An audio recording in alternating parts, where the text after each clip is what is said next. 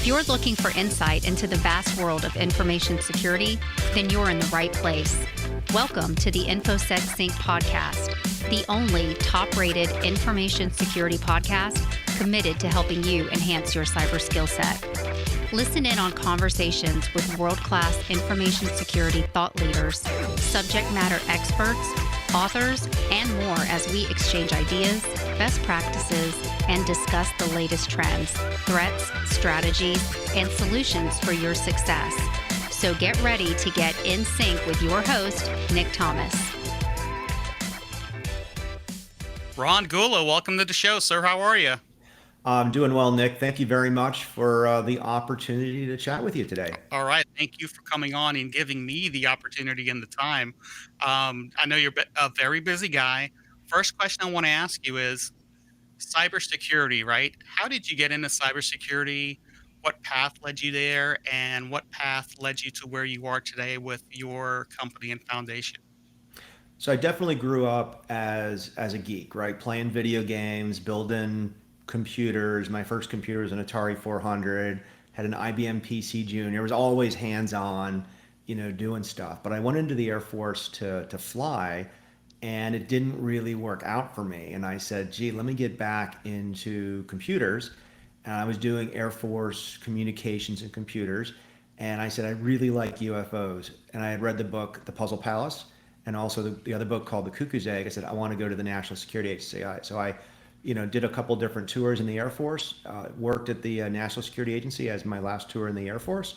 And I've been in cybersecurity ever since. But anybody who's been around knows that the term cybersecurity wasn't really used until like the early 2000s or so. So when I was in there, it was information warfare, information operations, CNO, compliance, and audit. And so I've been in that ever since the mid-90s. Awesome. So information assurance, Masters of Science here. So that was before the cybersecurity term there. One of the other questions I wanted to ask you about, so your Atari 400, right? So I had an Atari 800. Mm-hmm. I love that little machine. I believe the Atari 400 had the flat keys, right? Had the membrane keys. Had the membrane keys. You can wipe the Coca-Cola off of the keyboard. Yeah. So what did you love doing on that? Were you programming BASIC on that? I believe it or not, I had because you couldn't unless you had bought like the tape storage. Like when I say tape, I mean the audio cassette tape, right? Right. Unless you had one of those, you really couldn't save anything. We didn't have disk drives, back then. So I would literally carry the video games to play around. I'd also have basic.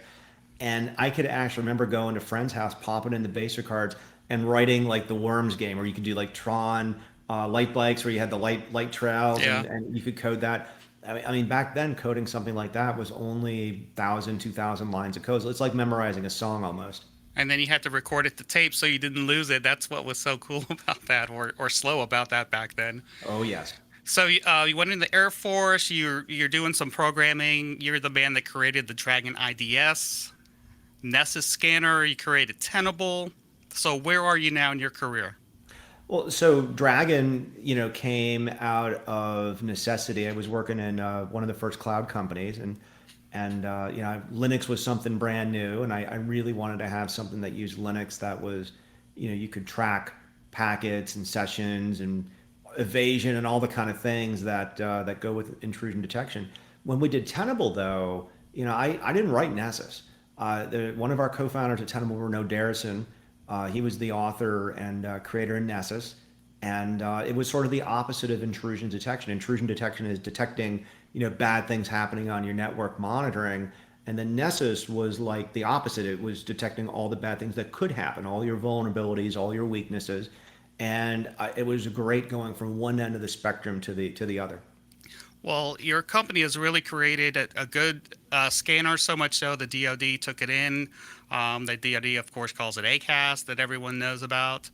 Where are you now with your foundation or company? So when we left Tenable, both Dragon was Network Security Wizards and Tenable. My wife worked there. She ran a lot of the different operations. I actually worked for her at the first company, and she ran almost every job except coding at Tenable. So we ended up leaving. a couple of years before they went public, and we started Gula Tech Adventures, and we didn't know exactly kind of what we wanted to do. We knew we wanted to put, a lot of the capital that we've been able to kind of, let's just say, amass over the years. We wanted to put it to good use. So we tried a lot of different things. We tried some seed investing. We tried investing in other funds. We tried a lot of nonprofits, a lot of charities, and really what we ended up on is a strategy where we're pretty much focused on cybersecurity.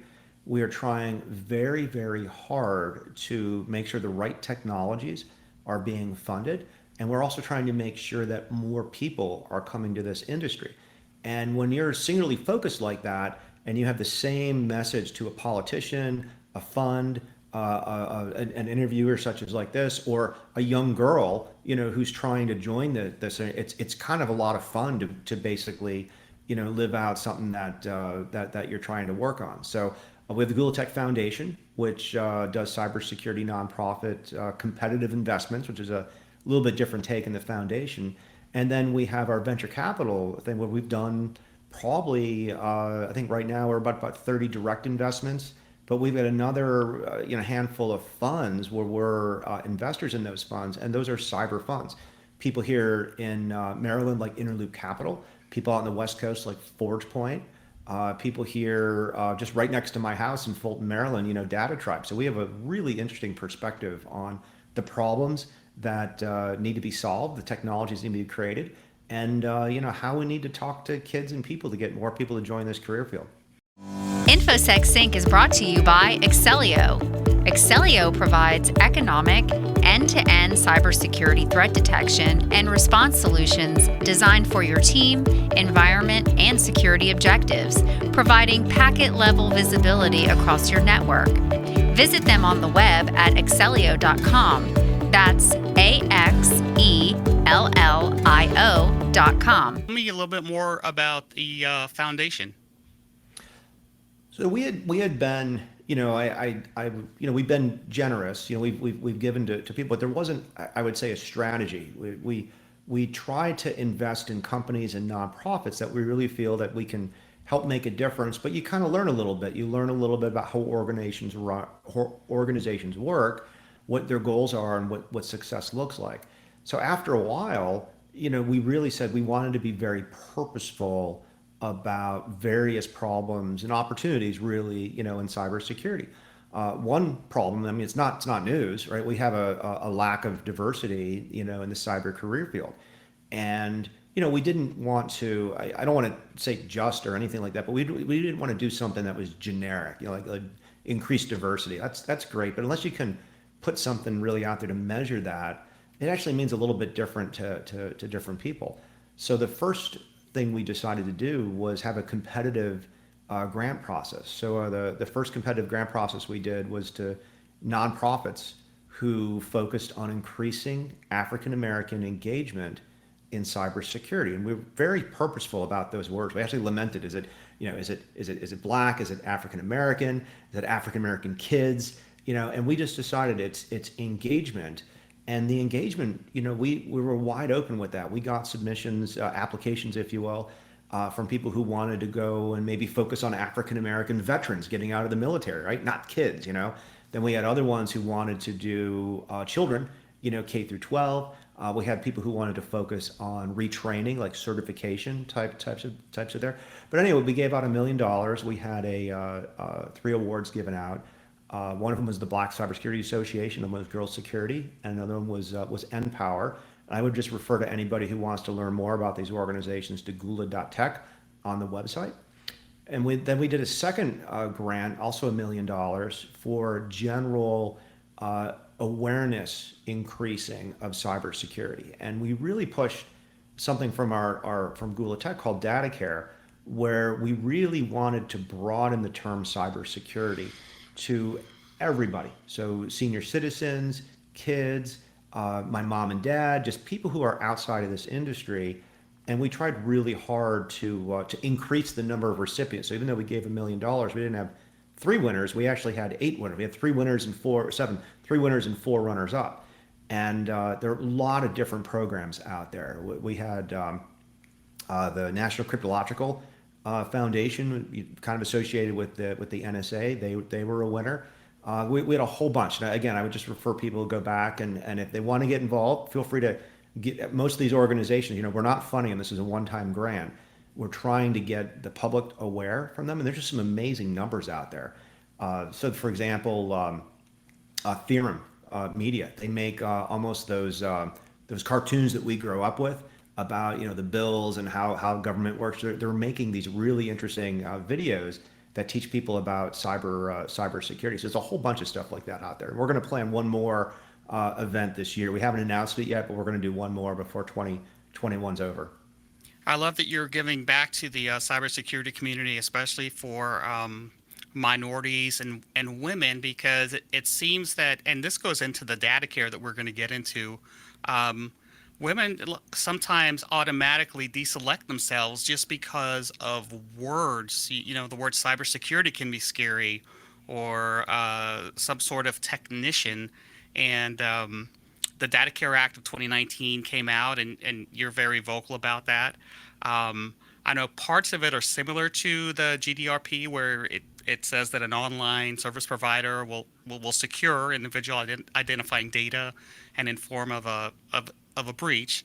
So give my listeners and viewers a take on data care as it relates to you. So we purposely stole from the healthcare term. If you go back, if you're I'm in my early 50s.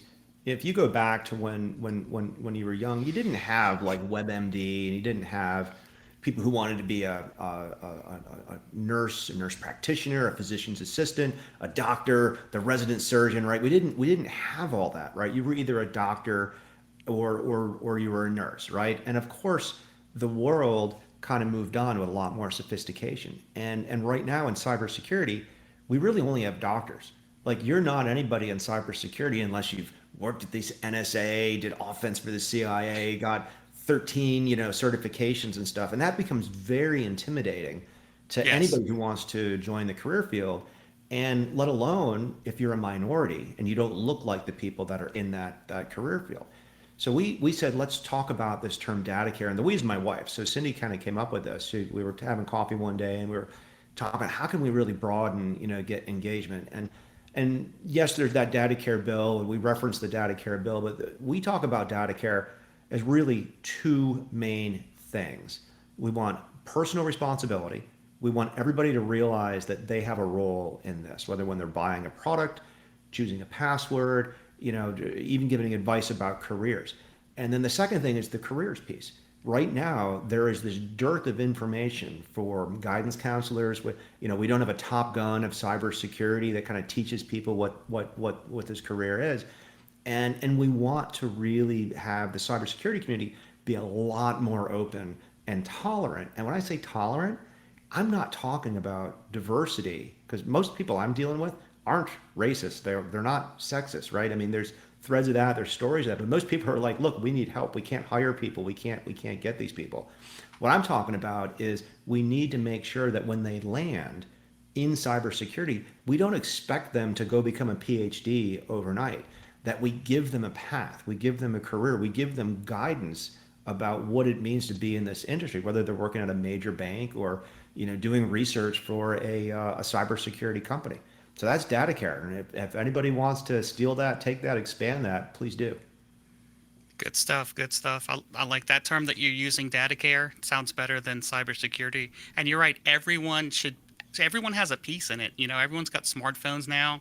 They need to learn how to lock down their smartphones. Now you're a smartphone technician, right? That's another term, but I digress there. So next question. Your portfolio companies that you have invested in, right? There's tons of ransomware. I mean, I think this is the year that ransomware has been recognized as the biggest threat, right? So a lot of things out there about cyber hygiene. We hear terms like threat hunting and hunting the adversary. So tell me a little bit more about that. The way we go about it is we are trying to invest from a cybersecurity point of view in two different areas. We want companies where the technologies and the applications they bring forth do more things like secure by default. We also want to invest in hunting and hygiene, but bring that into new areas and new, they maybe either change the cost of those things or bring it to new markets. I'll give you a couple examples. So Huntress Labs was in the news recently. They found the big re-evil. I've heard it said a lot of different ways, Right. but they basically found that because they focus on the managed service provider market. I mean, they literally are the fire eye of the managed service provider market. So no wonder they were able to find this kind of stuff. They're basically doing, amazing hunting of footholds, of ransomware, of all that kind of stuff. I'd put their stuff up against any other company out there, but it's not anything that it's not like a huge breakthrough. The breakthrough is that they got thousands of MSPs to give a damn about better security for their customers. And that's the breakthrough, right? So of course they're doing really, really good there and whatnot.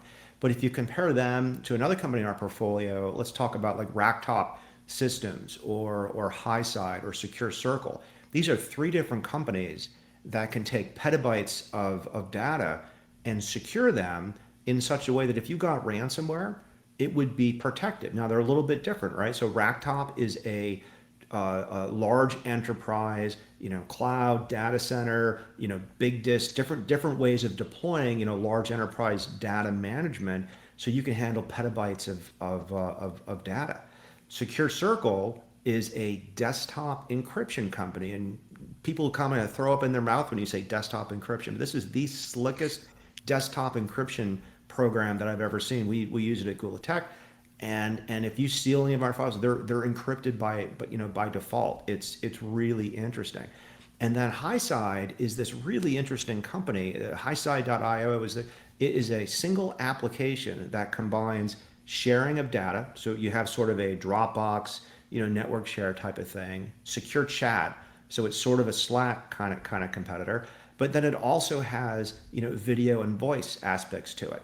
And it's purpose built to do it on top of a protocol called BitMessage. So it's the only really true end-to-end encrypted, collaboration system out there. And so anyway, there's those three different approaches to that are part of our secure by design type of. Again, anybody can go to gula.tech, see the full portfolio. If you're a CISO, if I met you when I was running Tenable, the answer was eventually going to be vulnerability management. But the interesting Right. thing is, as a investor in so many different companies, the conversation is really about the problems you're trying to solve that you haven't solved yet, or technologies that you might not be aware of. So it's always fun to pitch what you're investing in. Talk about putting about money where your mouth is. It's a lot of fun. So, Ron, all these companies have some secret sauce that you saw in all of them. What is your advice for up and coming startup cyber companies? A lot of what we try to look for is clarity in what the company's doing. A lot of times I have these real basic questions. I have something called the 5-slide pitch deck where I say, what problem do you solve? How do you solve it? Can you show me any proof at all? If you're going to raise money, what are you going to do with the money? And then what's your vision of success, right? So just Google, Gula 5-slide pitch deck. And all of our companies can answer that question to different variations of level. We even do it for Gula Tech Adventures. But a lot of times you'd be surprised how often somebody pitches us, and we're 15, 20 minutes into a conversation, or we're 10 slides into a 30-slide pitch deck, and I still don't know what problem they're solving, or even how they solve it. Or sometimes they pitch you the how they solve it, but they don't talk about the problem that they're solving. Those are all red flags for what does success for that company look like. And that last question's a tough question. It really is. And a lot of times people would say, hey, this is my first time being a CEO. I'm happy to get a couple acquisition offers or get to my first funding round. That's a lot of honesty. We can transparently look at something like that and help those founders do those things. Sometimes they say, hey, Ron, I want to do what you and Cindy are doing. And that's cool too.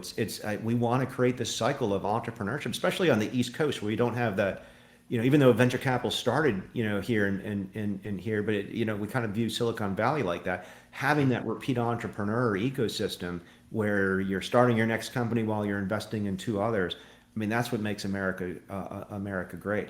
But a lot of times, all those 5 questions, if they can't answer that stuff, we probably can't get something done. Of course, ethics, is the CEO a likable person? Is the founder a likable person? Do we believe the technology is defendable? Of course, those are all sort of details and very important. But I'm that's the kind of way we look at this stuff. All right, Ron Gula, excellent information. I want to thank you for your time today, and thanks for staying in sync with InfoSec Sync. That's it for this episode. Make sure to subscribe on Apple Podcasts or wherever you get your podcasts from. And as always, thanks for staying in sync with InfoSec Sync.